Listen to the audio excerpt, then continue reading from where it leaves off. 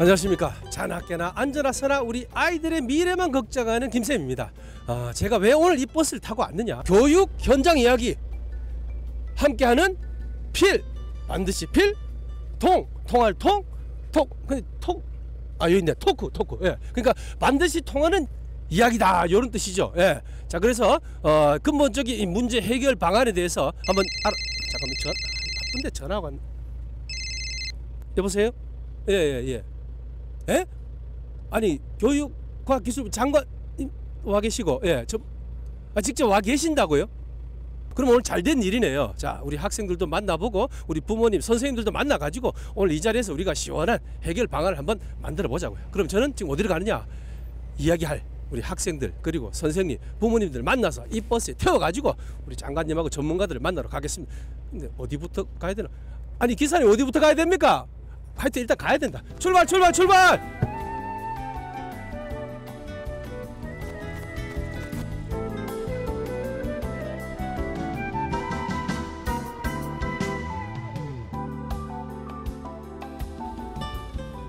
야, 우리 친구들, 아니 이 버스 타려고?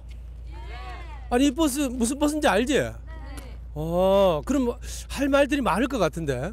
만약에 가해자들에게 처벌을 한다고 해도 그 가해자들이 다시 2차적인 피해를 입히지 않을까 하는 그런 생각이 있습니다. 일선에서 지금 아이들 지도하시다 보면 제일 힘드신 게 많을 것 같아요. 제일 힘든 게 어떤 겁니까? 오늘 그 종합대책 발표를 보니까 저희 교사들 업무 잡무가 너무 많아서 그 경감 대책이 좀 없어서 아쉬웠어요. 그래서 아이들하고 조금 더 많은 시간을 밀착해서 지도할 수 있는 시간을 갖고 싶습니다. 네.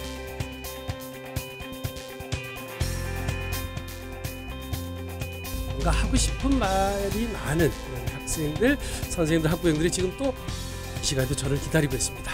과연 이곳에는 어떤 분들이 어떤 이야기를 갖고 저를 기다리고 있는지 한번 만나러 가보겠습니다. 안녕하세요. 직접 그 친구가 그런 현장 그 피해를 당하는 걸 본 적 있어요? 네. 그때 본인은 마음이 어땠어요? 도와주고 싶은데 그 보복을 당하거나 다른 친구들한테 저까지 괴롭힘을 당할까봐 선뜻 나서지를 못했어요. 그러면은 우리 전문가들 만나서 어떤 걸 얘기하고 싶어요? 아무도 모르게 다른 친구를 좀 도와줄 수 있는 그런 시설을 좀 만들어 달라고 하고 싶어요. 요즘 대안학교가 운영되고 있다고 알고 있는데, 사실은 엄마들이 거기에 내 아이를 보내게 되면은 혹시나 뭐 불량 청소년으로 낙인 찍힐까 봐서 보내는 걸 말 꺼리고 있다고 하더라고요. 그래서 우리 장관님께서 거기에 대한 어떤 해결 방안을 갖고 계신지 알고 싶어서. 이번에 학교폭력 때문에 게임에서 제재가 많이 들어왔다고 들었거든요. 근데 제가 사실 게임으로 스트레스도 좀 많이 풀고 이러는 점이 많아서 왜 하필 학교폭력 때문에 게임을 제재를 해야 되는가 하는 그런 걸 좀 장관님께 여쭤보고 싶어요. 학교폭력에 대해서 징계받은 적이 있는 사람 생활 기록부에 적잖아요. 그게 너무 과한 처벌 같아갖고 말하고 싶어서. 그래. 저는 학교 폭력이 자주 발생하니까 이거를 예방하기 위해서는 학생들의 인성 교육이 돼야 된다고 생각해서 인성 교육을 점차 발전시킬 수 있는 방법을 알아보고 싶어요. 자, 버스 탑시다. 자, 여기가 이제 우리가 허심탄회하게 이야기할 곳입니다. 여기 안에 가면요, 우리 교육과학기술부 장관님도 계시고 각 분야의 전문가들도 계시고, 자, 여기에 또 우리 학부모, 선생님, 학생 대표들이 왔으니까 이 이야기 주제를 나눌 사람들이 다 모인 겁니다. 아까처럼 여러분들 의견을 당당하게 얘기해야 돼요. 쫄지 말고. 알겠죠? 네. 준비됐습니까? 네. 행복한 교실, 안전한 학교를 위하여 가자!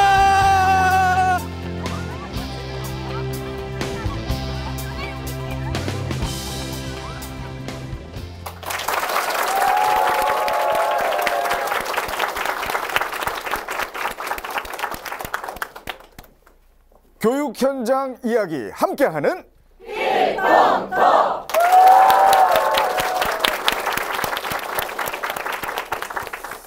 반갑습니다. 서경석입니다. 방금 그 스쿨버스 화면 보시고 많은 분들이 좀 의아해하실 거예요. 저게 뭔 얘기지? 무슨 소리를 하는 거지? 그렇습니다. 바로 요즘 학부모, 학생, 선생님 모두가 제일 걱정이 학교 폭력입니다. 자, 오늘 이 자리는 모두가 함께 모여서 현장의 이야기를 듣고 또 상의해 봄으로써 폭력이 없는 안전한 학교를 만들겠다는 어떤 노력과 희망의 자리가 되겠습니다. 이곳은 경북 경산시 장산중학교의 도서관인데요. 정말 오랜만에 저도 이렇게 학교에 와보게 돼서 감회가 새롭고, 제가 최근에 했던 방송 현장 중에 가장 작습니다. 하지만 가장 크고 소중한 이야기가 나올 거라고 확신해 마지 않습니다. 자, 오늘 많은 분들이 자리를 함께 해주셨는데, 먼저 교육 현장 이야기를 직접 듣기 위해서 아주 먼 길을 한 걸음에 달려오신 분부터 소개하겠습니다. 이주호 교육과학기술부 장관께서 자리하셨습니다. 반갑습니다. 안녕하십니까. 자, 그리고 선생님들의 목소리를 대변해 주실 분입니다. 경북자동차고등학교의 이문경 선생님, 어서 오십시오. 반갑습니다. 아주 의상이 아주 도발적입니다. 네, 정말 예쁘시고요. 자, 계속해서 청소년 폭력 예방재단 경북 지부장이십니다. 대신대학교 김광수 교수 오셨습니다. 반갑습니다. 반갑습니다. 자, 그리고 학부모 대표 참교육을 위한 전국 학부모회 신현자 경북 지부장께서도 오셨습니다. 고맙습니다. 반갑습니다. 자, 그리고 가장 중요한 분들입니다. 아까 그 스쿨버스에 타서 이 자리까지 오신 학부모, 학생, 그리고 선생님 여러분께서 방청석에 자리하셨습니다. 환영합니다.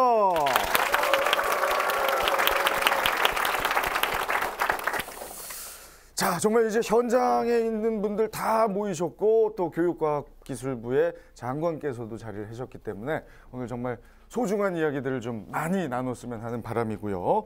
일단 지난 2월 6일이죠. 학교 폭력 근절을 위한 대책이 발표가 됐습니다. 어떤 대책들이 발표가 됐는지 우리 문채희 씨가 구체적으로 좀 내용을 정리해 주실게요. 네, 문채희입니다. 살아가면서 가장 많은 꿈을 꾸고 그 꿈을 펼쳐야 할 나이에 학교 폭력으로 인해서 그 꿈이 좌절이 된다면 이것만큼 안타까운 일이 없을 겁니다. 아직까지도 남의 일이라고 생각을 하십니까? 더 이상 남의 일이 아닙니다. 우리 모두가 해결을 해 나가야 할 가장 큰 과제라고 할 수 있을 텐데요. 이번에 정부에서 학교 폭력 근절에 대한 대책들을 마련을 했습니다. 제가 항목별로 정리를 했거든요. 하나하나 살펴보도록 하겠습니다. 자, 행복한 학교를 만들기 위한 학교 폭력 근절 7대 실천 정책인데요. 일단 그 사소한 괴롭힘도 범죄라는 인식하에 철저히 대응하기 위한 방안입니다. 하나씩 살펴보죠. 자, 첫 번째, 학교장과 교사의 역할 및 책임을 강화한다는 내용이고요. 두 번째, 신고 조사 체계 개선 및 가피해 학생에 대한 조치를 강화한다는 내용이 되겠습니다. 그리고 세 번째 항목, 또래 활동 등 예방 교육 확대. 그리고 네 번째는 학부모 교육 확대 및 학부모의 책무성 강화라는 내용이 되겠습니다. 학교 폭력 근절에 관한 7가지 항목 가운데 5번째입니다. 자, 5번째 내용은요. 교육 전반에 걸친 인성 교육을 실천해야 한다는 내용입니다. 그리고 6번째 내용입니다. 가정과 사회의 역할 강화. 그리고 마지막 대책은 게임과 인터넷 중독 등 유해 요인에 대한 대책을 마련해야 한다는 것입니다. 이렇게 굵직굵직한 7가지의 항목을 만나보셨는데요. 물론 여기에 따른 세부적인 내용들도 준비가 되어 있습니다. 과연 실효성이 있는 내용들인지 오늘 이 자리를 통해서 의견을 나눠보고 더 이상은 폭력 없는 안전한 학교를 만들기 위한 해안들을 많이 마련할 수 있는 자리가 되길 바라겠습니다. 네, 문채희 씨가 아주 잘 정리를 해주셨습니다. 7대 대책. 이 대책을 이렇게 보니까 네네. 정말 저거 마련하시느라 얼마나 고민이 또 많으셨을지. 네. 그리고 또 한편은 과연 얼마나 실효성이 있을지 현장에 있는 분들이 어떻게 생각할지 상당히 고민됩니다. 네. 일단 그거부터 여쭤볼게요. 제가 뭐 저 뉴스나 저 매체를 통해서 뵐 때보다 상당히 좀 야위셨는데 예. 고민 많이 하셔서 아마 그러신 겁니다. 예, 작년 이제 12월 말에 그 네. 사건이 이제 비극적인 사건이 있고 난 이후에 저희가 현장을 계속 방문해서 현장 중심의 좀 대책을 마련하기 위해서 노력을 했습니다. 그래서 이제 지난번에 이제 발표가 있었고요. 그렇지만 이게 이제 시작이라고 생각을 합니다. 그래서 이렇게 현장의 의견을 계속 들어가면서 하여튼 이번만큼은 학교 폭력의 뿌리를 뽑겠다는 그런 각오를 임하고 있습니다. 그러시군요. 네. 자, 7개 대책 모두가 다 뭐 소중하겠지만 그 네네. 중에서도 가장 요거 좀 중점적으로 봐달라 어떤 예. 게 있을까요? 가장 이제 많이 이야기가 됐던 것이요. 학교 폭력의 경우에 피해자가 어떻게 그 신고를 하려고 해도 괜히 일만 키운다 하는 그런 걱정들이 앞섰던 것 같습니다. 그래서 네. 신고도 하지 못하고 그냥 그러다가 이제 정말 아주 비극적인 일들이 많이 일어났는데요. 그래서 그 아까 설명하셨습니다만 사소한 괴롭힘도 사실은 그게 폭력이고 폭력은 범죄다 하는 그런 좀 철저한 인식 하에서 피해자를 최대한 보호해야 된다 하는 그런 쪽에 저희들이 주안점을 많이 뒀습니다. 자, 깊게 지금 얘기가 나오기 시작하기 때문에 본격적으로 항목별로 한번 나눠볼게요. 우리 저 선생님 몸 좀 이렇게 푸세요. 자, 먼저 피해 학생과 학생 보호 부분, 네.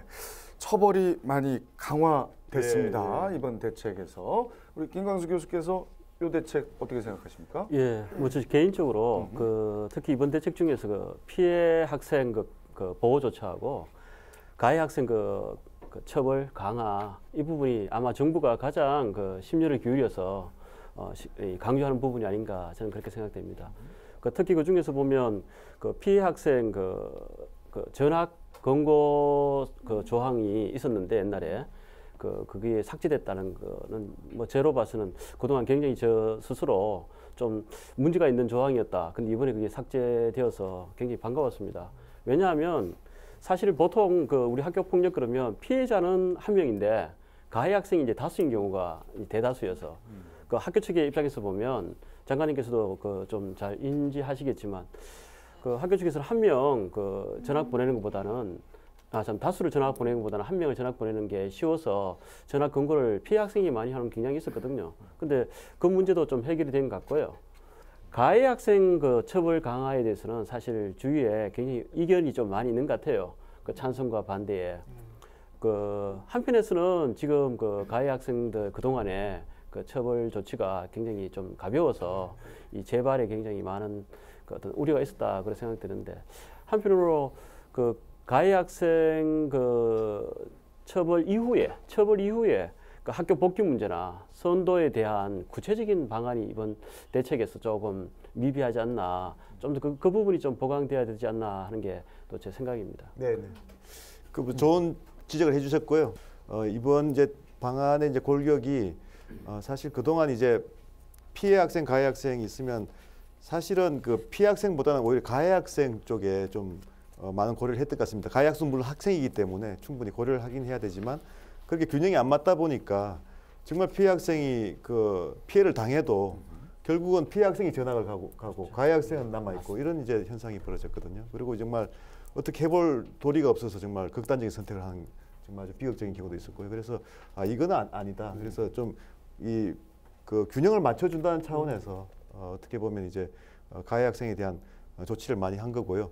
특히 이제 그 이 학교 폭력 사태가 발생하면 바로 이제 출석 정지를 가해 학생으로에게 할 수 있게 하는 것이 사실은 이제 그 가해 학생에 대한 처벌적인 측면도 있지만 피해 학생을 바로 보호를 해줘야 되거든요.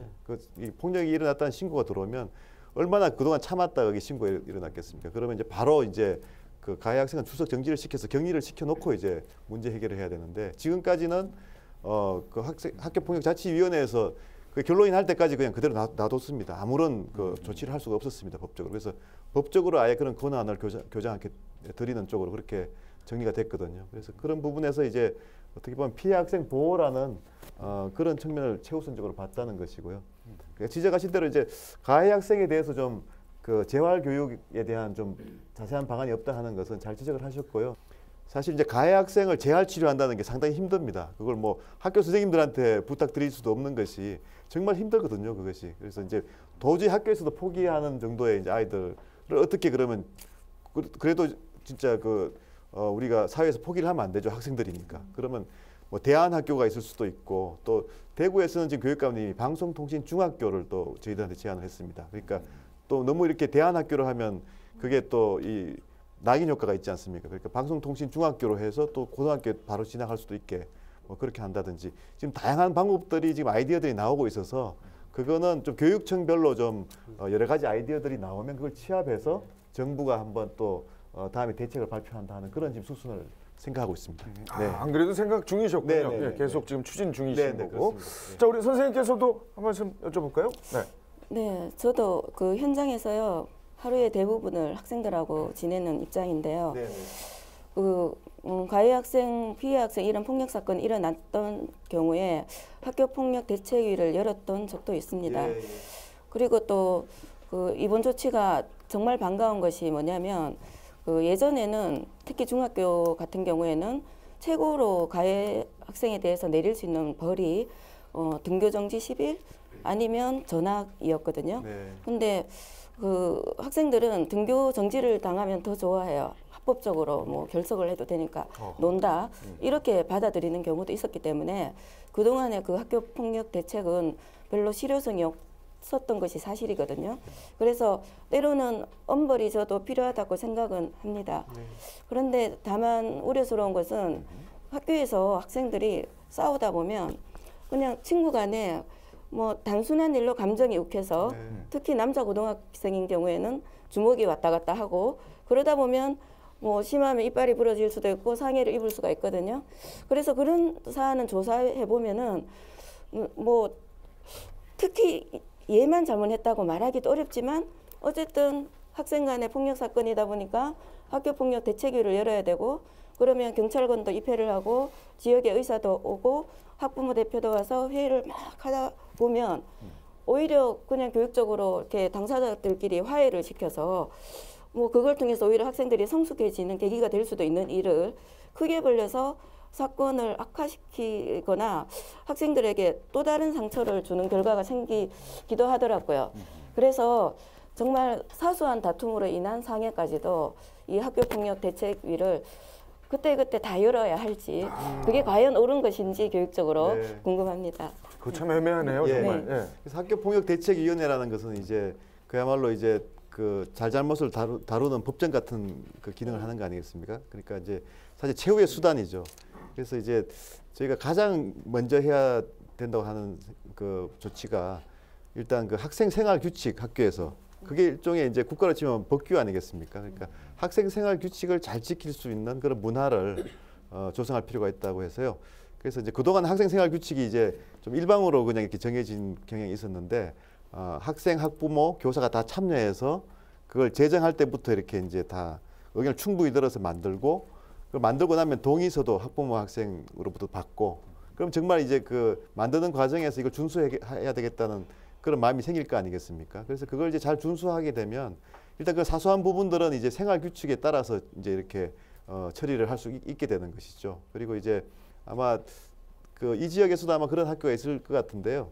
그 또래 상담사라고 해서 그 학교 폭력 문제가 일어났을 때 제일 사실 손쉽게 이제 그 도움을 청할 수 있는 쪽이 이제 동료 학생들입니다. 그러니까 동료 학생 중에 상담사를 한 명 지정을 해두는 거죠. 그러면 그 학생이 상담을 해줄 수 있고 또 또래 중재자를 지정해서 중재를 할 수도 있고 더 나아가서는 이제 자치법정 같은 걸 할 수도 있고 그렇습니다. 그래서 일단 뭐 학생들의 자치 기능 또 학교의 그 학생 생활 규칙 이런 걸 통해서 이제 학생들을 규율하고 그래도 이제 이렇게 일어나는 그 사태에 대해서는 또 저희가 교사분들한테 이번에 좀 자세한 매뉴얼을 좀 저희들이 드리려고 합니다. 이럴 때는 이렇게 처리하고 그래서 매뉴얼에 따라서 이제 교사분들이 지도하시고 그래도 안 되면 이제 법정으로 가는 그 자치위원회로 가는 것이니까요. 그렇게 좀 이렇게 그 단계를 밟아서 조치를 할 수 있도록 그렇게 저희들이 하려고 합니다. 네. 자, 이게 뭐 무조건 엄벌하겠다는 게 아니군요. 그 또래 상담사라는 거 참 어감도 좋고요. 의외로 좋네요. 학교에서 상당히 효과가 있다는 얘기를 많이 듣고 있습니다. 그리고 지금 저 방청석에 자리한 친구 중에도 같은 또래지만 상담 받고 싶은 얼굴들이 있어요. 네, 이게 푸근해 보이고. 자, 계속 지금 방청만 하셨기 때문에 우리 저 방청석에 자리한 분들께도 참여하실 수 있는 기회를 한번 드려보겠습니다. 지금 한 50여 분의 학생, 학부모 또 선생님이 자리하셨는데, 자, 이번 강화되는 거 좋다 생각되시면 노란색 편말, 아니다 너무 강화한다 생각되시면 파란색 편말, 여러분의 의견을 한번 들어보겠습니다. 자, 하나 둘 셋.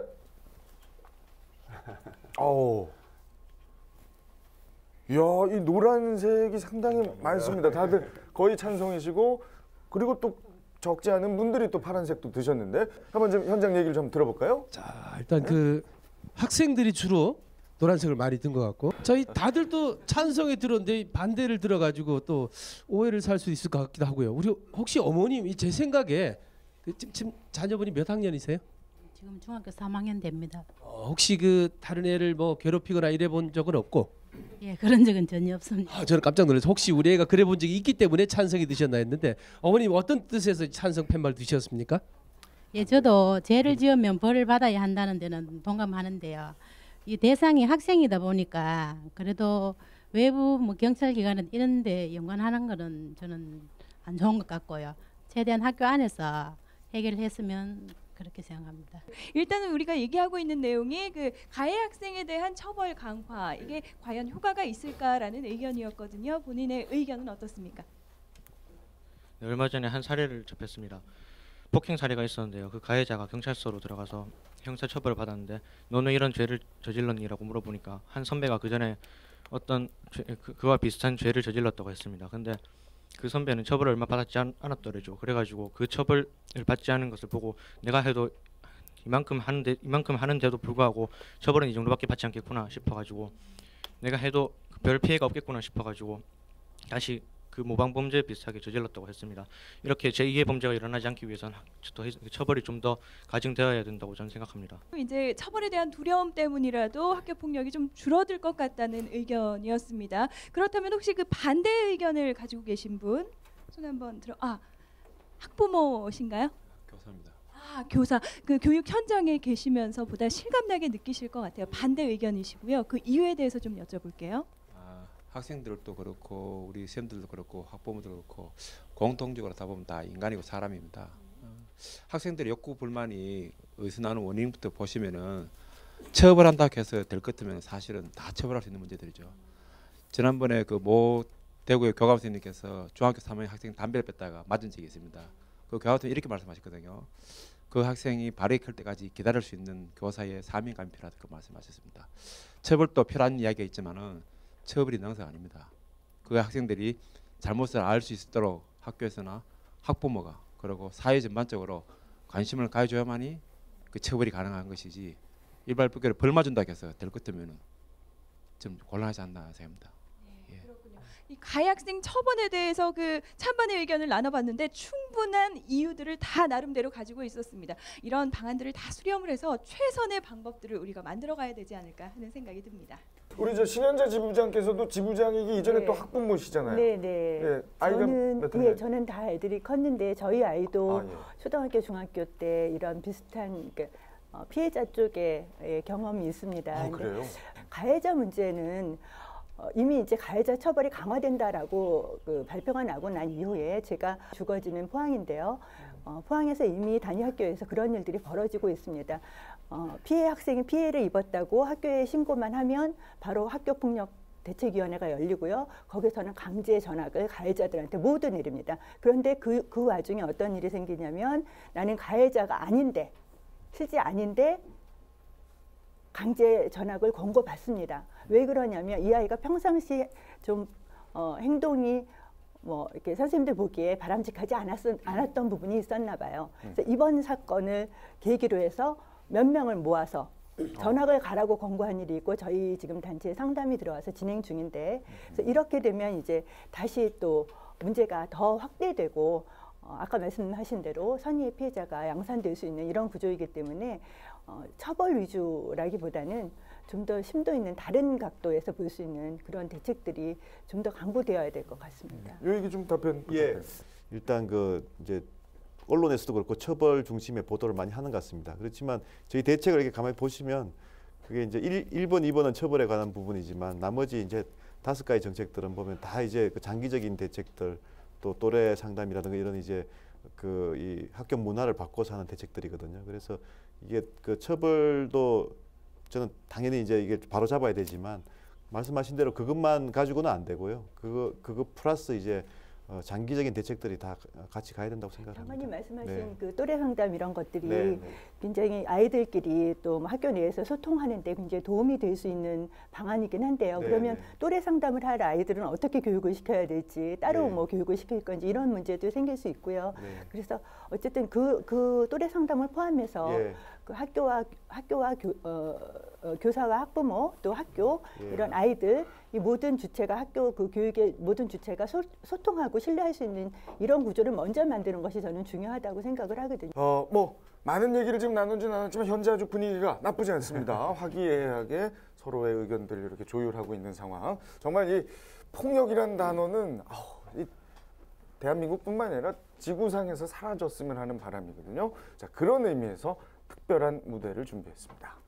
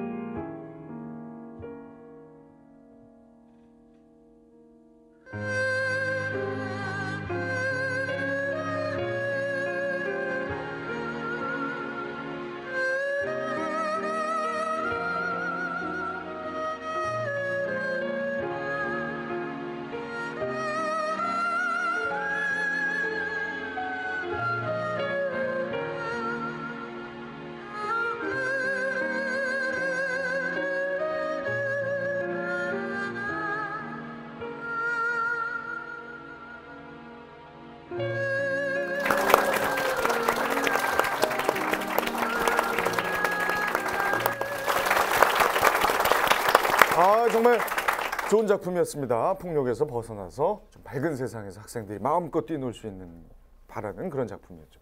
꽃을 받으셨어요? 네, 학교 폭력 대책 좀 잘하라는 뜻으로 제가 다 드렸습니다. 네.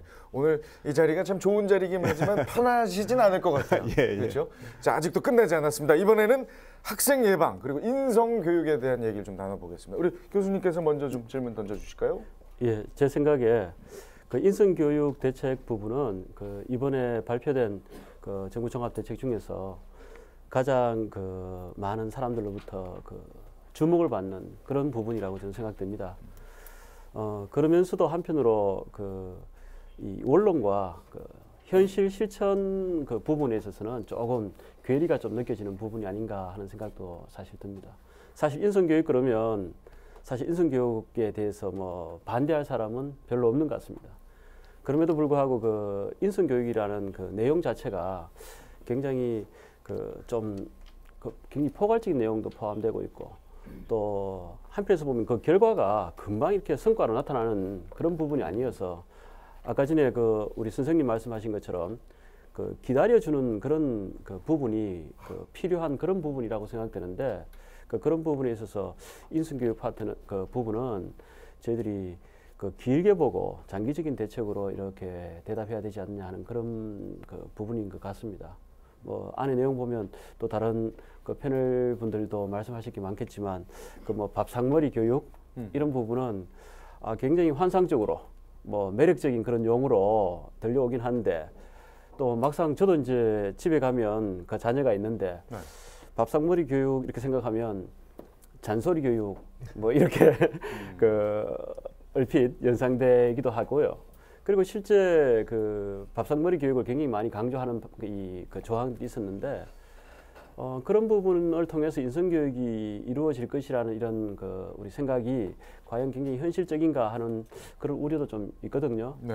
그래서 그런 부분에 대해서 또 장관님의 그 좀 의견도 좀 들어보고 싶고 또 저도 좀 더 길게 이야기하고 싶고 그렇습니다. 그 사실 이번 대책에 가장 역점을 둔 부분이 인성교육의 실천인데요. 우리 전통적으로 대한민국이 그 인성교육이 강한 나라였지 않습니까? 뭐 율곡 이희 선생님들도 계시고 또 학교에서도 워낙 지덕체를 많이 강조를 했었는데 그게 어느 순간부터 이제 너무 지식 중심으로 가면서 많은 문제들이 생겼다고 생각을 합니다. 그리고 앞으로 이제 또 21세기가 필요한 역량 중에서는 상대방과 공감한다든지 소통하는 영역이 굉장히 중요한데요. 그런 것들이 인성교육을 통해서 이제 길러져야 된다고 생각합니다. 근데 이제 인성교육을 이렇게 이제 우리가 보통 생각을 하면 너무 이렇게 좀 동떨어진 걸로 볼 수 있는데 저는 인성교육이 실천의 문제라고 생각합니다. 그동안도 인성교육이 교과서에도 많이 그 포함되어 있었고 한데 근데 이제 국어과 과목 같으면 그 바른 언어를 습관적으로 이렇게 써야 되지 않습니까? 그러면 이제 그 바른 언어에 대한 그런 교육을 하는 그런 부분이 그 교육 과정에 있습니다. 그런데 이제 보통 선생님들이 그거 안 가르치고 뛰어넘어서 문법만 가르치시거든요. 그러니까 이제 그 제대로 실천이 안 되는 거죠. 그리고 이제 사실 그리고 3살 버릇 8 간다고 어릴 때부터 이제 좋은 그 습관을 붙여야 되는데 예를 들어서 뭐 물건을 제자리에 갖다 놓는다든지 남과 물건을 사이좋게 쓴다든지 하는 거를 유치원 때부터 배워야 되는 거죠. 근데 그런 것들이 이제 제대로 실천이 안 됐기 때문에 그거는 뭐 시간을 두고 기다린다고 될 일은 아니고요. 정말 좀 범사회적인 캠페인이 필요한 것 같습니다. 우리 저 신현자 지부장께서도 좀 덧붙여 주실까요? 네, 쉽지 않다고 말씀을 하셔서 저도 뭐 쉽지 않을 텐데 이 말씀을 못 드리겠는데 사실 그 쉽지 않은 거 맞고요. 그 쉽지 않은 이면에는 장관님 말씀하신 것처럼 너무 우리 교육이 지적 교육에만 중점되어 있는 이런 부분을 떼놓고 얘기할 수는 없는 것 같고요. 그러니까 다시 말하면 대학 입시 체제, 대학 입시의 모든 뭐 초등학교 유치원 때부터 매진해야 되는 이런 지금 교육 정책과 교육 현실 하에서는 밥상머리 교육 뭐 내놓고 캠페인한다고 해서 될 건 아닌 것 같고요. 그래서 사실 이제 우리 MB 정부 들어와서 입학사정관 제도를 본격화하지 않았습니까? 입학사정관 제도의 취지가 너무 지식 중심의 학생 선발에서 벗어나서 학생의 창의성과 인성을 좀 많이 보도록 그렇게 하려면 이제 점수로만으로는 못 보니까 그 전문가들이 있어야 되는 거 아니겠습니까? 그래서 입학사정관이라는 전문가들이 학생들의 인성과 창의성을 볼 수 있도록 하자는 게 이제 취지거든요. 입학사정관을 통해서 정말 성적은 좀 떨어지지만 좋은 인성을 갖춘 아이들도 좋은 창의성을 갖춘 아이들이 뽑히는 사례들이 많이 늘고 있습니다. 그래서 이제 그런 입시의 변화는 시작이 된 거고요. 지금 밥상머리 교육도 이제 저희가 사실 교육과학기술부에서 먼저 한번 해보자. 그럼 직원들을 수요일 날이 가정의 날인 거 아시죠? 네, 네. 예, 그래서 수요일 날 이제 모두 정시에 퇴근하자. 그래서 제가 이제 한번 해봤습니다. 그런데 직원들이 이제 퇴근 안 하면 무조건 이제 그 우리 감사관에서 이렇게 다 둘러보고 정말 이제 문제 삼겠다 이렇게 해서 다 퇴근을 시켰습니다. 예, 예.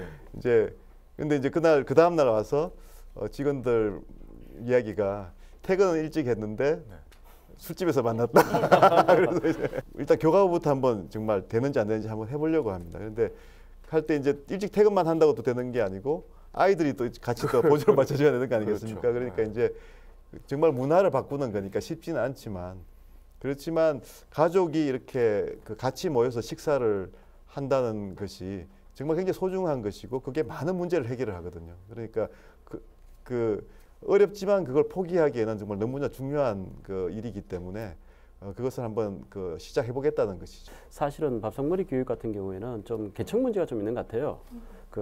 지금 중산층, 아까 공무원 사회나 일단 중산층에서는 그게 유효할 수 있고 버릴 수 없는 교육이긴 하지만 지금 보통 국민들이 느끼는 어떤 체감은 특히 학교 폭력과 관련되어 가지고 피가해자 학생들이 저희들이 현장에서 피가해자 학생들의 어떤 가족 배경을 보면 좀 문제가 있는 그 가정이 사실 많습니다.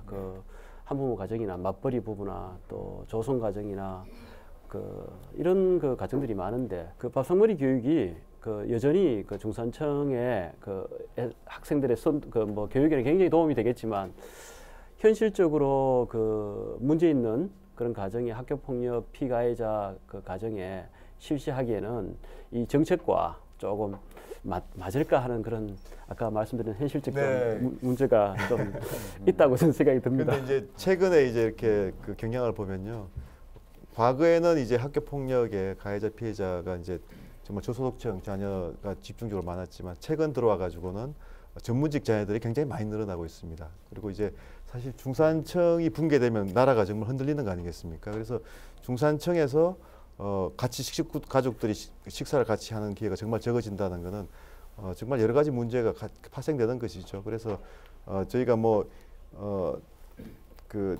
저소득층 가정 같은 경우에는 정말 결손 가정도 많고 하기 때문에 그런 가정에 대해서는 멘토링을 많이 할 수 있도록 예를 들어서 다른 학부모님들이 저소득층 가정 아이들의 멘토링을 한다든지 그런 이제 다른 대책들이 필요하겠죠. 제 생각에는 그 밥상머리가 꼭 밥을 같이 먹자라는 얘기보다는 함께하는 시간을 많이 갖자겠죠. 밥을 같이 못 먹으면 적어도 저녁에 퇴근해서 아이하고 한 번이라도 얘기를 좀 하고 이런 거 아니겠습니까? 그렇습니다. 심한 경우에 아버지 본 지 2달 됐고 엄마는 뭐 하시는지 모른다고 그러고 이게 이제 대화의 부재고 소통의 부재 아니겠어요? 우리 교사들도 학생들에게 이 인성 교육이나 이런 걸 많이 해야 되는데 실제로 저희는 하고 싶지만 할 수가 없는 측면이 또 있습니다. 왜냐하면 아침에 8시 정도에 학교를 가면은 영교시가 시작이 되거든요. 근데 이 영교시는 아마 중학교, 고등학교, 심지어 특성화 고등학교도 영교시를 하거나 아니면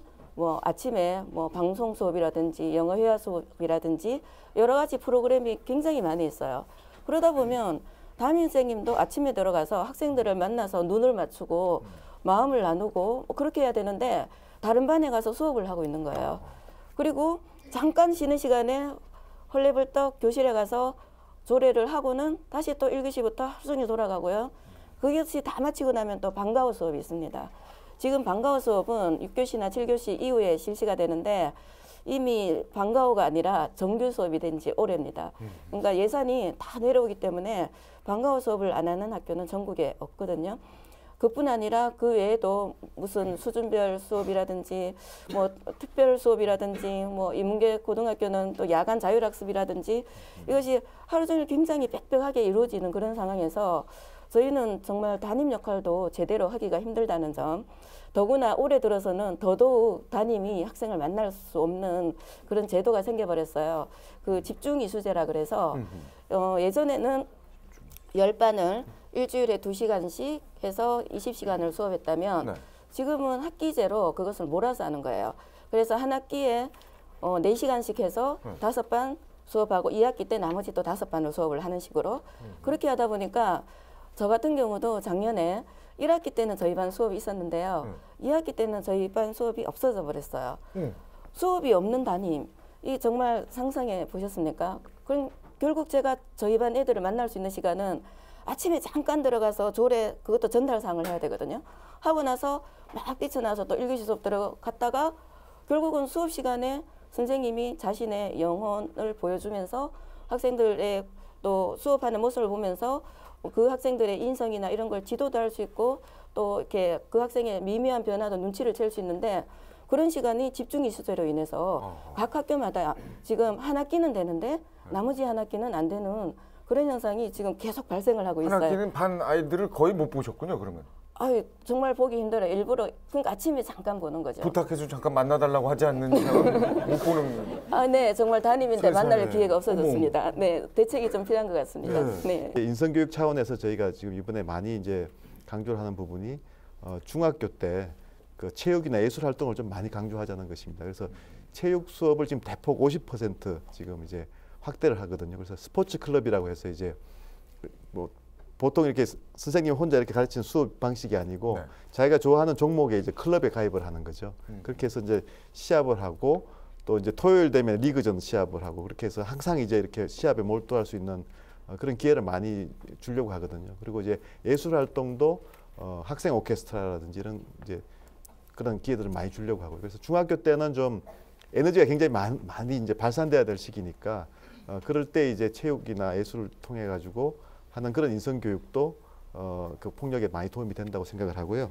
집중 이수제를 잠깐 설명을 드리면 그렇게 이제 뭐 학생들 입장에서 보면 너무 이제 한 학기에 수업을 많이 듣기 때문에 이걸 이제 집중해서 하면 한 학기 과목이 이제 8과목 이하로 줄어들면 학생 입장에서는 좀 이제 과목 수가 줄고 뭐 중간고사, 기말고사 숫자도 줄지 않습니까? 그러니까 학생 측면에서는 상당히 저희가 이제 선진적이다 해서 도입을 했는데 선생님들 입장에서 좀 불편하신 점이 있으신 거거든요. 그래서 이제 저희가 이제 복수 담임을 하면 그러면 이제 그 1학기 때는 만약에 선생님이 이제 담임을 좀 집중적으로 해주시고 2학기 때는 그 가르치는 또 선생님이 또 담임을 집중적으로 해주시면 그 정부 담임을 또 바꿔서 하실 수 있는 거고 그래서 좀 그런 식으로 좀 보완을 해드리려고 합니다. 제가 네. 그 부분에 대해서 네네. 학생 생활 지도는 사실 교육에 있어서 굉장히 중요한 것이거든요. 네. 공문 처리보다 더 중요한 것인데 맞습니다. 예. 거기에 대해서 담임만 전담하기보다는 모든 교직원이 맞습니다. 함께 참여한다는 예. 그런 취지는 괜찮다고 생각합니다. 네. 아유 뭐 좋은 얘기들이 지금 오가고 있습니다. 자, 우리 저 김쌤이 상당히 지금 힘들어하세요. 예, 마이클 왜 안 주나? 그래도 방청석의 의견을 또 들어보겠습니다. 학부형이십니까? 아니요, 이곳 정산중학교에 근무하는 교사. 아, 우리 현재 교사님이시고 어떤 걸 또 한번 말씀을 해주시겠습니까? 계속 지금 말씀하신 게 인성교육에 지금 말씀하시니까 그 부분만 잠시 좀 말씀드릴 게 있는데 참 중학교에서 인성교육 한다는 것이 사실 힘듭니다. 아까 장관님께서는 중학생들이 오히려 더 에너지를 발산할 수 있는 기회가 많고 또 예술 교육이나 이런 스포츠 클럽을 통해서 충분히 학교 폭력을 이길 수 있을 만큼의 그런 에너지 쏠 말씀하셨는데 사실 제가 현직에 이제 중학교에 이제 근무하다 보니까 이제 고등학교에도 비교해 봤을 때 오히려 더 학력 향상에 더 힘을 써야 되는 그런 경우가 더 많더라고요. 어떤 말씀인가 하면 지금 이제 국가 수준 성취도 평가라든지 또 시도 평가 이런 것들 통해서 사실 성적들이 다 공개가 되고 학교 간의 경쟁, 또 심지어는 교육청 간의 경쟁이 지금 되고 있거든요. 그래서 선생님들 입장에서는 수업 중에 사실은 어떻게 하면서 이제 점수를 더 올릴 수 있을까? 성적 향상에 초점이 맞춘 경우가 사실 많습니다. 그래서 학생들이 저한테 그런 건의를 이제 한 적이 있습니다. 그래서 인성 이제 이라는 과목을 차라리 일주일에 1시간이라도 가지자. 이제 물론 이제 시험 이런 게 상관없는 그런 과목이 되는 건데 실제적으로 어떤 이제 프로그램, 이제 전문적인 상담 프로그램이라든지 그런 이제 전문화된 특화된 프로그램이 분명히 있을 거랍니다. 그런 부분들을 인성이라는 그 과목 시간에 일주일에 한 번만이라도 담임 증가의 그런 시간을 가지듯이 가진다면 어느 정도 조금 실효성이 있지 않을까. 저는 이제 현직에 있는 선생님으로서 느끼는 이제 그런 점입니다. 선생님 혹시 담당하시는 과목이? 과목은 영어입니다.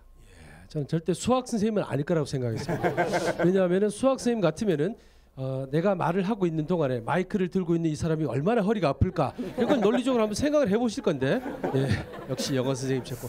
자, 우리 선생님 입장을 들어봤으니까 학생 중에서 한번 해볼래? 이제 들고 할 줄 알겠지? 그렇지. 우리나라는 경쟁 교육과 주입식 교육이 중심이란 말이에요.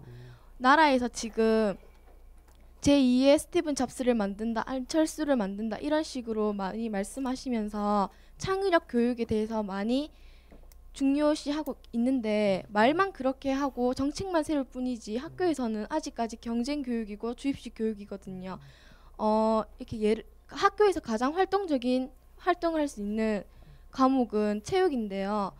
체육 같은 경우는 어쨌든 이기고 봐야 한다는 아이들 심리가 있기 때문에 왕따 같은 그런 아이들 상관없이 같이 이렇게 어울리니까 제 생각에는 학교 폭력 문제를 많이 완화시킬 수 있을 것 같고요. 또 이렇게 엎친 데 덮친 격으로 선생님들 업무가 너무 많기 때문에 학생들이 만약에 정말 필요로 하는 선생님인데 상담을 받으러 가거나 그런 일이 생겨서 이렇게 간다면 선생님들 잡무가 너무 많습니다. 그래서 선생님들이 자꾸 나중에 오라 이렇게 말씀하시는데 또 까먹고 못 부르시는 경우가 있고 해서 그래서 마음에 더 담아두는 것도 많고요. 해서 경쟁보다 같이 협력할 수 있고 주입식 교육보다 활동할 수 있는 그런 교육 체제를 많이 만들어 주셨으면 합니다. 야, 지금 중학생? 장관님 너무 야단치는 것 같아요. 제가 학교 다닐 때부터 나왔던 얘기거든요. 그게 아직 한 20년 지났는데도 계속 그 얘기를 반복하고 있는 게 우리 대한민국입니다. 뭔가 좀 저 학생이 아이 나면 반드시 바뀌기를 정말 기대해 보면서 이번에는 방청객 모두에게 한번 여쭤보도록 할게요. 지금 방금 나눴던 내용이 이제 인성교육인데요. 인성교육을 강화하는 대책 효과가 있을 것 같으면 노란색 웃는 얼굴, 아니다. 그거 뭐 별 효과 없을 것 같다. 그러면 파란색. 여러분의 소중한 의견을 들어보겠습니다. 하나, 둘, 셋.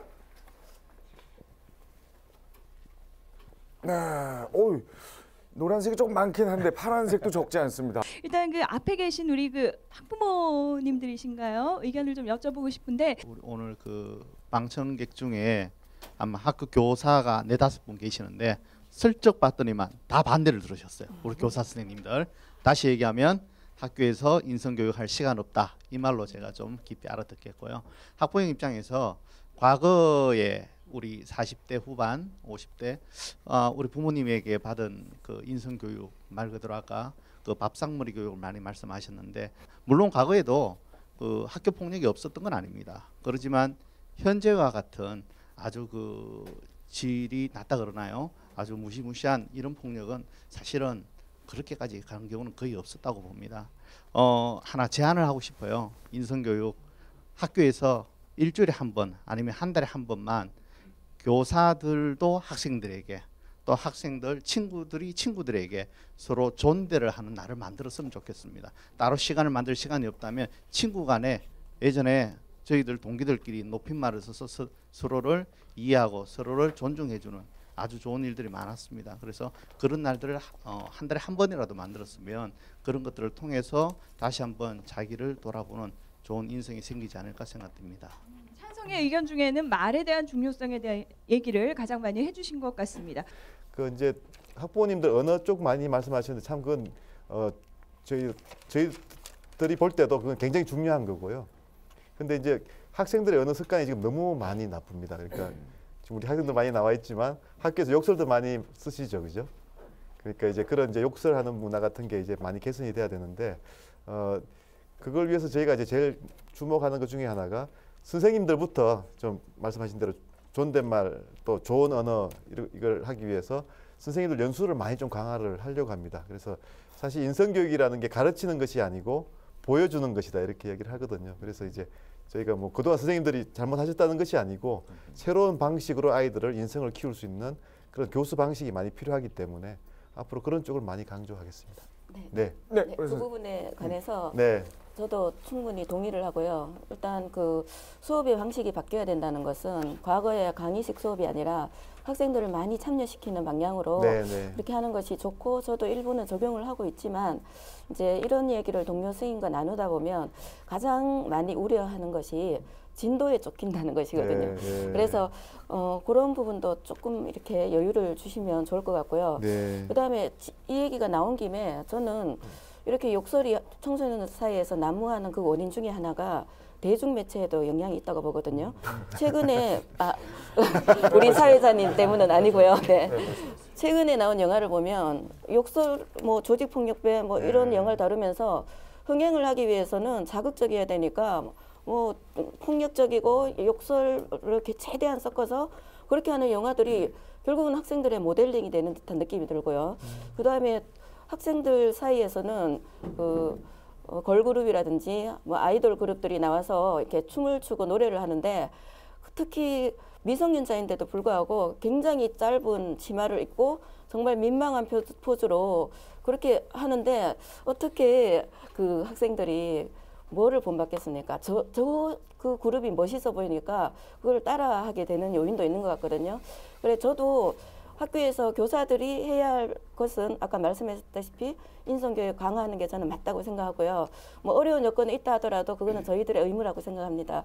하지만 이제 장관님께서 오셨으니까 그런 대중매체가 학생들한테 미치는 영향이 정말 저는 심하다고 생각하는데, 거기에 대해서 우리 사회 모두가 한번 머리를 맞대고 대책을 세워야 되지 않을까 그렇게 생각합니다.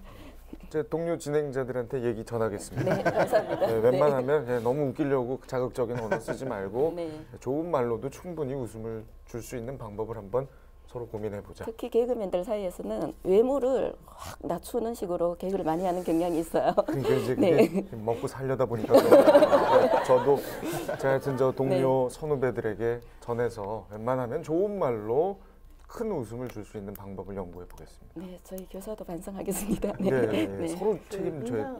저는 학교 지금 학생 인권 조례하고 이게 상충되는 부분이 이번 대책하고 좀 있겠다라는 부분이 보였어요. 그러니까 아이들 소지품 검사한다든지 휴대폰 뭐 사용 제한한다든지 이런 것들이 아이들한테는 그게 인권 침해의 소지가 될 수 있거든요. 그런데 인성교육을 하겠다 그러면서 아이들 인권을 침해하는 이런 방법으로 인성교육을 강화하실 생각인지, 그리고 또 하나는 그 인성을 이렇게 해서 이제 이렇게 하면 되겠다, 이렇게 하면 되겠다 얘기들을 많이 하시고 뭐 그 입학사정관제 얘기도 하시고 그러는데, 사실은 그런 부분이 그 인성교육보다는 인권교육, 그래서 내 권리가 소중하면 내 친구의 권리, 수업권, 교육권, 선생님의 수업권도 소중하다는 것은 인권교육을 통해서 아이들이 배워나가야 되는 부분이거든요. 그래서 근데 그런 것들을 하려고 하는데, 장관님 말씀하시는 거는 인성을 잘 하는 아이들, 그 인성이 좋은 아이들을 입학사정관제에서도 뽑을 수 있게 하고 뭐 이런 얘기를 하시는데, 사실 그 보고는 어떻게 받으셨는지 모르겠지만 현장에서는 사실 그 입학사정관제로 해서 대학에 들어가는 좋은 학교에 들어가는 아이들은 대개 그 부모의 사회 경제적인 수준이 높은 아이들, 그래서 입학사정관제를 따로 준비하는 아이들이 들어갑니다. 그러면 이번에는 이제 인성을 어떻게 하면 좋게 평가받을 수 있는지를 하는 사교육이 또 생길 거라고 저는 봅니다. 그게 현실이고요. 우리 그 대학 입시 문제는 대학에 서열이 있기 때문에 누구나 제 1번 학교, 서울대부터 가고 싶어 하기 때문에 그래서 문제가 생기는 거거든요. 그래서 경쟁교육의 그 폐해를 해결하지 않고는 지금 얘기한 모든 것들이 헛공론이 될 것 같은 그런 생각이 듭니다. 제가 뭐 계속 말씀드리지만 입시라는 것이 역대 정부가 계속 뭐 과감하게 하려다가 다 실패하고 오히려 부작용만 키우지 않았습니까? 그렇지만 저는 이번 정부가 한 입시는 그래도 점진적으로 계속 희망을 주면서 이렇게 방향을 잡아가고 있다 하는 말씀을 드리고요. 또 이제 인권 조례 말씀하셨는데, 저는 이제 그 학생들의 인권 존중하는 거는 뭐 100% 찬성입니다. 그래서 특히 이제 선생님들이 이제 그 체벌하거나 이런 것들, 신체적인 체벌은 안 되죠. 그렇지만 그 예를 들어서 뭐 아까 말씀하신 뭐 소지품 문제라든지 두발 문제라든지 복장 문제 같은 거는 그 일률적으로 그걸 규제할 성질이 아니거든요. 학교에서 제가 처음에 말씀드렸지만 학생, 학부모, 교사가 다 참여해서 그 학생 생활 규칙을 다 같이 만들고 그럼 만드는 과정에서 이제 이게 소중하다는 걸 또 체득을 하지 않겠습니까? 그러면 그 만드는 결과를 규칙의 결과를 학생 학부모의 동의서를 또 다 받고 그래가지고 이제 본격적으로 그거를 시행을 하면 그 규칙 안에는 이제 뭐 그런 조항들이 다 들어갈 수 있죠. 그래서 그거를 규칙을 직접 만드는데 참여를 하고 해서 학교 단위로 조금 더 나가서 서구의 그 선진국의 좋은 예처럼 학생회나 학부모회를 법제화하는 것은 어떻게 생각하십니까? 그러니까 저희가 이제 그 학교 운영위원회가 있잖아요. 그죠? 학교 운영위원회도 학부만 있는 건 아니고요. 네, 학교 운영위원회도 이제 사실은 법제화된 나라가 사실 많지 않거든요. 그냥 미국의 PTA 같은 경우에도 이제 법제화된 건 아닌데도 잘 되고 있지 않습니까? 그러니까 이게 법제화를 무조건 한다고 또 잘 되는 건 아닙니다, 사실은. 그래서 또 오히려 부작용이 있을 수도 있고 하기 때문에 중요한 거는 학교 단위에서 자율적으로 규칙을 잘 정해가지고 그걸 지키는 게 중요한 것이지 그게 잘 안 된다고 해서 교육감이 일방적으로 자기가 다 결정해가지고 무조건 내려보내면 그럼 학교의 부작용이 더 많아지는 것이죠. 지금은 그렇게 하고 있지 않습니까? 그 2월 말까지 정부에서도 교과부에서도 그렇게 지침을 내려보낸 저희가 지금 하는 지침은요. 아니요, 그게 아니고 각 교육청에서도 각급 학교에 지금 그 지침이 하달된 걸로 알고 있는데 아니요. 3월 달부터 보충 학습하는 거 확인해서 올리라고 하고 있거든요. 보충 학습하고 하는 그 방과 후 학교하고 이런 그 계획을 파악해서 보고하라고 지침이 내려갔던 걸로 알고 있거든요. 방과 후 학교도 네. 그 반드시 이제 뭐 국영수 중심으로 갈 것은 아니라고 생각하고요. 학교에 맡겨가지고 학교에서 판단해서 아이들의 예술 활동을 강조하는 방과 학교도 그런데 아까 선생님 말씀하신 것처럼 일제고사 보고 그 성적 공개를 하는데 누가 그거 예술 뭐 미술반 가겠습니까? 체육 뭐 클럽 가겠습니까? 성적을 공개하는데요. 선생님 고과에도 그 반영이 되는데요. 그런데요. 그 성적 공개는 제가 이제 말씀드리면 일본의 유도리 교육이라고 해서 이제 그 학력을 전혀 또 이제 이렇게 여유를 주고 정말 이제 그렇게 했더니 또 오히려 또 학력이 너무 떨어져 가지고 부작용이 생기거든요. 그래서 이게 이제 그 우리가 이제 학업 성취도를 공개하는 정책은 특히 이제 학력이 기초 학력이 미달된 아이들을 얼마나 줄이는가를 공개하라는 것이거든요. 그러니까 적어도 학교가 이렇게 정상적으로 운영이 되려면 기초 학력이 너무 떨어진 아이들을 끌어올려주는 기능은 굉장히 중요합니다. 그러니까 그거는 학교에 굉장히 중요한 기능이기 때문에 하라는 것이지 뭘 다 점수 위주로 하라는 것이 아니거든요. 뭐 이게 참 A를 신경 쓰자니 B가 안 되고 B 신경 쓰자니 이게 뭐 참 영원한 숙제죠. 하지만 이 노력을 하려고 이 자리에 모인 것만으로도 저는 상당히 고무적으로 봅니다. 자, 그럼 여기서 또 문채희 씨 마이크 좀 드려볼게요. 지금 제 옆에 계신 분이 이제 상담 교사로 지금 활동하고 계신 선생님이십니다. 실제로 느끼는 뭐 또 다른 문제점이나 아니면 이번 대책에 대한 궁금증이 있다면 얘기할 수 있는 기회를 드리겠습니다. 학교에 이렇게 순회를 많이 나갑니다. 순회 상담을 하고 나가면은 학생들이 선생님을 만나서 너무 기쁘다. 아무한테도 얘기할 수 없었는데 얘기하고 나니까 속이 후련하다 이런 얘기를 들을 때마다 상담교사로서 참 보람도 많이 느끼고 뿌듯합니다. 근데 저는 저희 관내에 배치되어 있는 유일한 전문 상담교사입니다. 37개 학교에 13,000명이 있는데 그 학교 전체를 제가 가고 있고 13,000명 아이들 상담하다 보니까 많은 상담을 원하는 모든 아이들한테 상담을 할 수가 없습니다. 이번 학교폭력 대책에 전문 상담교사 확대 배치가 있던데 언제까지 얼마만큼 이렇게 배치하실지 궁금하고요. 그리고 중학교, 고등학교뿐만이 아니고 초등학교에서도 상담교사를 많이 원하고 있는데 초등학교에도 배치될 예정이신지 궁금하고요. 마지막으로 하나 더, 위클래스가 지금 확대 설치가 됩니다. 근데 현재 위클래스에서도 이제 전문 상담 교사나 적어도 인턴 교사가 100% 배치되어 있지 않습니다. 근데 100% 이번에 대책에 모든 중학교 위클래스 설치가 된다고 하시는데 설치만 하고 인력은 보충 안 하실 예정인지 그게 궁금해서 두 가지 여쭙겠습니다.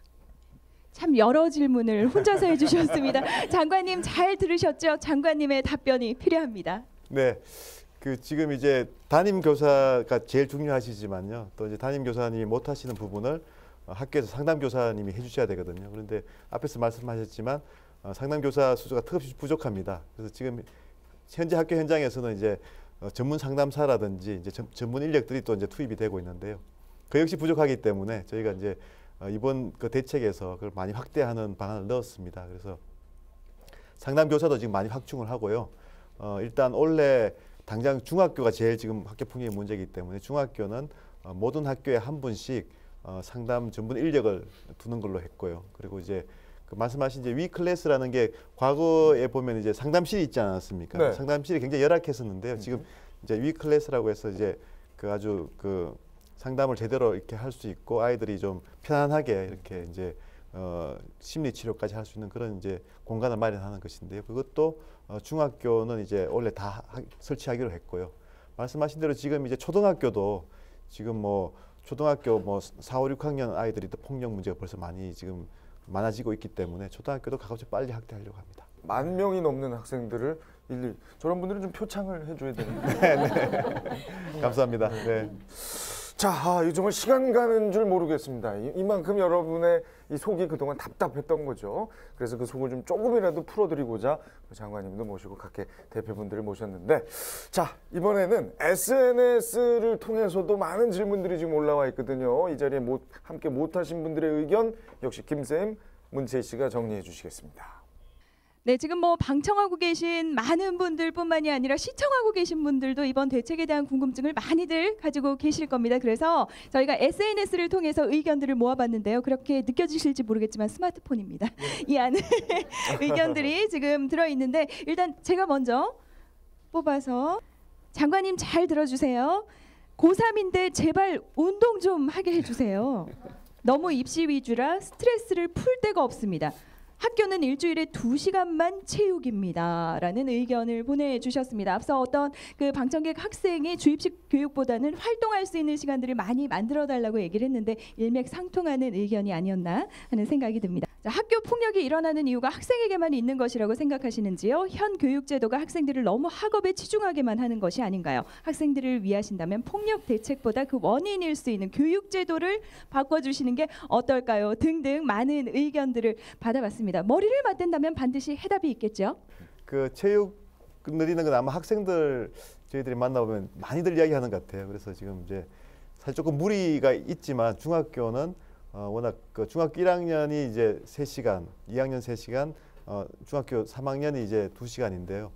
당장 지금 원래 1학기부터 4시간씩 지금 해서 확 이제 늘립니다. 그래서 이제 재정도 투입하고 스포츠 강사분들도 이제 지금 뭐 해서 지금 그 교육청이 다 비상에 걸렸습니다. 지금 신학기부터 준비를 하기 위해서.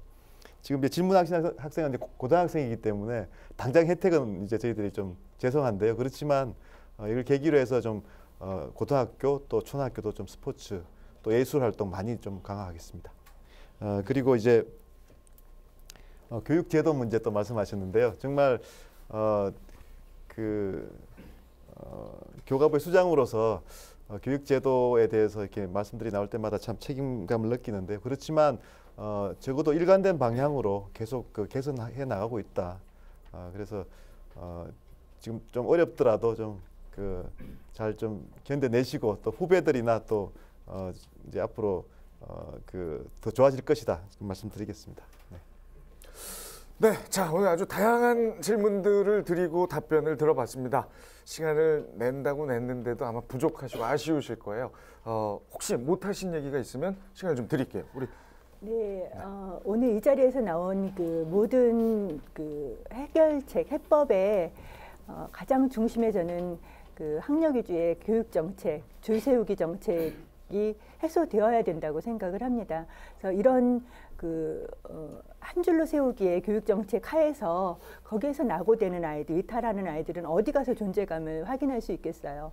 그래서 모든 아이들이 다 같이 다니면서 즐거운 학교 생활을 할 수 있으려면 우리 교육부, 산하, 교육청, 또 선생님들, 학부모들 모두 힘을 모아서 아이들이 보다 소통하고 신뢰할 수 있는 어른들을 신뢰할 수 있는 이런 장이 되도록 노력하는 것이 우선되어야 될 것이라고 생각합니다. 네. 우리 선생님께서도. 네, 이번 대책이 예전보다 굉장히 구체적이고 상세화됐다는 점에 있어서는 저도 충분히 동의를 하기는 하지만, 근데 조금 과하지 않나라고 생각하는 것이 바로 가해 사실을 학교생활 기록부 기록으로 남기는 문제인데요. 그 학생들은 저는 과정에 있다고 생각하거든요. 미성년자이기 때문에 크는 과정에서 실수도 할 수 있고 또 물론 그것을 실수라고 봐줘야 된다는 것은 아니지만 그것이 기록으로 남는 경우는 좀 문제가 복잡해진다고 생각을 합니다. 특히 저는 지금 특성화고등학교에 근무하고 있는데 학생들 학교생활기록부 행동발달사항에 가해 사실을 적어버리면 학생들이 취업을 하거나 아니면 대학을 갈 때 있어서 이 정말 치명적인 주원 글씨가 될 수 있기 때문에 여기에 대한 구제책이 뭐 없지는 않겠지만 정말 그거는 좀 이렇게 생각을 해봐야 된다고 생각을 하고요. 그 학교 생활 규칙을 정말 실현 가능하도록 정확하게 정하고 그거 정한 만큼은 누구나 다 따를 수 있도록 그렇게 해야 된다고 생각을 하고 임기응변식으로 체벌로 뭐 아니면 욕설로 그거를 마무리해서 더 강한 힘으로 누르는 것은 그거는 또 다른 그 가해자를 양산하는 것이라고 저는 생각을 하거든요. 그래서 학교에서도 좀 그런 법제화가 제대로 되기를 저는 바라고 있습니다. 선생님은 기회를 잡으시면 아주 쏟아 부으세요. 예, 지금 마지막 인사를 여쭤봤는데 거의 한 5분을 지금 제가 기회를 못 드려서 정말 죄송하고 이 얘기는 잠깐 답변을 짧게라도 해주셔야 될 것 같습니다. 좋은 지적을 많이 하셨어요. 학교생활기록부에 기록하는 거는 이제 전문가분들 말씀 들어보면 뭐 수학 점수 20점 받는 거는 기록을 하는데 인성에서 관련돼서 징계받은 걸 왜 기록을 안 하느냐 또 과거에 또 했었거든요. 그래서 이제 그렇지만 이제 그게 계속 이렇게 주원고시처럼 남으면 안 되니까 5년 후면은 졸업 후 5년 후면은 자동적으로 소멸되게 지금 돼 있습니다. 그래서 이제 그런 조항이 들어가 있다는 말씀을 드리고요. 지금 이제 말씀하신 그 학생 생활 그 규칙을 학교 차원에서 모두 구성원이 다 참여해서 만들어서 그걸 지키는 운동을 하자는 거는 이번 대책의 핵심 중에 핵심입니다. 그래서 저희가 이번 이제 1학기부터 모든 학교가 그걸 다 만들게 하고요. 그래서 다 만들면 이제 학부모 학생에게 동의서를 받고 이번 원래 이제 2학기부터는 모든 학교들이 좀 학생 생활 규칙이 운동을 하도록 그렇게 좀 하려고 합니다. 네. 자, 우리 김강수 교수께서도 아주 좋은 말씀 많이 하셨는데 우리 교육이 무엇보다도 그 다수의 이렇게 낙오자를 생산하는 그런 교육이 아니라 청소년 모두가 이런 그 희망을 이렇게 가지고 미래의 그 주역이 될 수 있는 그런 이 대책으로 이 자리매김하는 그런 이런 소통의 장이 됐으면 좋겠습니다. 그리고 마지막으로 오늘 이렇게 여러 선생님 또 학부모 또 패널들의 이야기를 들어보면 저와 이제 생각이 많이 다르지는 않은데 우리가 지금 경쟁의 가치를 굉장히 중요시한 지금까지의 교육 제도를 여전히 지금 경쟁이 뭐 불필요한 것은 아니지만 협력의 가치와 함께 이렇게 조화를 이루면서 우리의 학교 폭력 예방과 건절을 해나갈 수 있는 그런 교육 제도를 만들어갈 수 있었으면 하는 게 정말 바라는 바입니다. 자, 오늘 정말 많은 질문들이 당황도 되셨을 텐데 차근차근 잘 답변해 주셨습니다. 이제 프로그램을 마무리해야 되는데 소감을 여쭤볼게요, 장관님. 네, 뭐 오늘 학생들 또 학부모님들 또 토론자들 너무 좋은 의견 많이 주셨고요. 저희가 이런 토론을 여러 번 해봤습니다만 또 이 지역에 와서 하기는 처음입니다. 그래서 또 지역의 여론을 듣는 좋은 기회가 된 것 같고요. 또 저희 나름대로 또 설명을 드려서 홍보할 수 있는 기회가 또 됐으리라고 믿고요. 하여튼 감사드립니다. 자, 오늘 함께해 주신 방청객 여러분께 마지막 질문을 드리겠습니다. 자, 오늘 같은 이런 프로그램 해봤더니 괜찮더라. 그러면 노란색 펜말 아니다. 이거 쓸데없이 이런 거 왜 하나? 괜찮아요. 편하게 얘기하시면 돼요. 야, 이런 건 이제 그만해라. 아니면 바꿔서 해라. 이런 의견이 있으실 땐 파란색 펜말을 들어주시기 바랍니다. 자, 하나, 둘, 셋. 이거 참나. 네. 중간에 아마 마음은 파란색인 분들도 몇 분 계시리라 믿고, 자, 정말 우리 모두 수고했다는 의미의 박수, 자축의 박수 한번 보내주시기 바랍니다.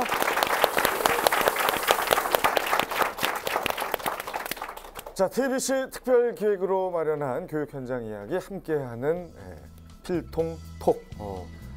정말 뭐 많이 시간을 낸다고 냈지만 아쉽습니다. 하지만 한 가지는 확실합니다. 저부터 반성하겠습니다. 우리 어른들 그리고 또 선생님들 또 우리 정부에 계신 분들 모두가 반성해야만 우리 학교 폭력 사라지지 않을까 싶어요. 가정, 학교, 사회 모두가 우리 소외당하는 아이들에게 관심을 가짐으로써 폭력 없는 그런 아름다운 세상 빨리 만들어지기를 바라는 마음으로 오늘 이 시간 모두 정리하겠습니다. 감사합니다.